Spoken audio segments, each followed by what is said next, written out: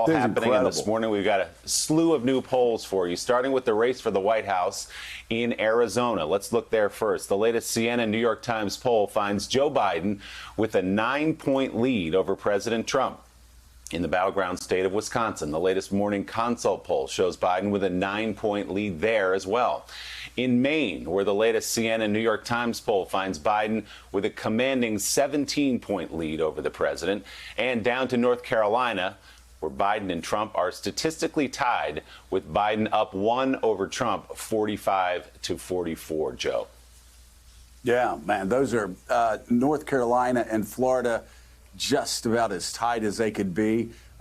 Arizona, most polls are showing that Joe Biden has a comfortable lead there. But again, let's go back, John Heilman, to the race we've been talking about for some time now, especially since Kenosha, Wisconsin. It was supposed to be Wisconsin this year. That was going to be the battleground that would determine whether Joe Biden had a chance, seeing how he did with those supposed working class, angry, white, pro-Trump males that would not vote for a Democrat anymore.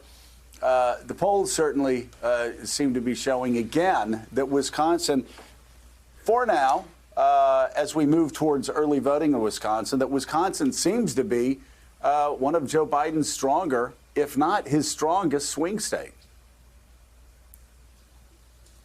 Yeah, I think, Joe, that in that set of 6 battleground states that we've been talking about all year long, the 3 kind of industrial Midwest states, Wisconsin, Michigan, Pennsylvania. Wisconsin and Michigan have both been, so solid for Biden now. For Pennsylvania, I think, is the one that's going to be the battle for Biden. And they're all going to be battles, let's be honest. That's why they're called battleground states. But the consistency of the lead in those 2 upper Midwest states, and now we look at Wisconsin, as you say, this battle over Kenosha, which Donald Trump and his people were very confident that they had changed the subject away from the coronavirus and that this subject would play to their advantage, especially in that state. You remember I was there a couple weeks ago and spent a week, and I came back and thought, you know what, there's, Donald, it's going to be a competitive race here, but a lot of these suburban, moderate Wisconsin Republicans, independents, the people in the middle of the electorate who did not love Donald Trump in 2016, who did not give him a primary victory in 2016, they were very, very turned off by the way the president seemed to be pouring gasoline on the fire. They were worried about law and order, but the thing they saw was Donald Trump refusing to condemn the violence of a vigilante shooter in their state. And they liked that less than they're worried about that as much as anything. Donald Trump's divisiveness was the core issue there. And I think that's showing up in the polls in a very consistent way in that state. Yeah, it is, Willie. And again, this is the second time, June the 1st, and then post-Kenosha, where Donald Trump has trotted out the law and order spiel, thinking that somehow is going to be the magic, his magic card to play, that this is 1968. We've been saying for a very long time, it's not 1968. He's president of the United States. If people see chaos in the streets, that is still, at least until January the 20th, they think, Donald Trump's America. And word from Jonathan Lemire that the White House has now pulled all of their law and order ads and are moving into another direction, focusing more on the economy because the law and order argument keeps failing.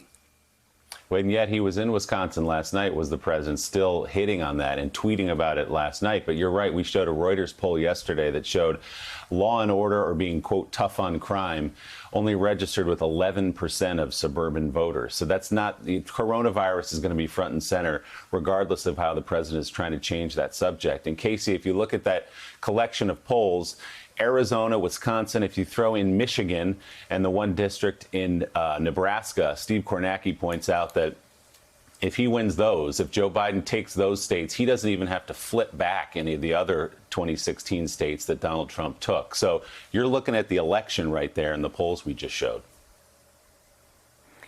You absolutely are, Willie, but I think there's also the underlying reality that, places like North Carolina, like Florida, across the map are going to be so tight and so close that it is likely going to be very difficult to call this on election night. And, I think it's important for people to, as they are, listening to these results roll in when we get that far, to be, cautious about what we are saying, certainly in the media, but also how voters are interpreting these results as they come in, because places like Wisconsin may not be decided until later on. So it's going to be some of these Sunbelt states that we're really going to be watching on election night. And, I think the law and order point is such an important one. And the economy remains the only message where Donald Trump actually has an edge over Joe Biden. And I think that's part of why you heard Biden make that argument last night that he did. And the language that he used, talking about Trump and yes, how he inherited everything, but also how he squandered what he inherited, and how Biden has these roots and a story that people perhaps who are looking to try and reclaim an American dream that has seemed farther and farther away in recent years might be able to grab onto. I think that there's an emotional piece of this economic message that the Biden campaign knows that they need to focus in on, and I think that's what you saw from the candidate last night. Now, Eddie Glaude, we'll go to you next, even though I did notice that your school, Princeton, is not in the Morning Joe Grade 8, but you're welcome to come teach on any of those campuses anytime you'd like.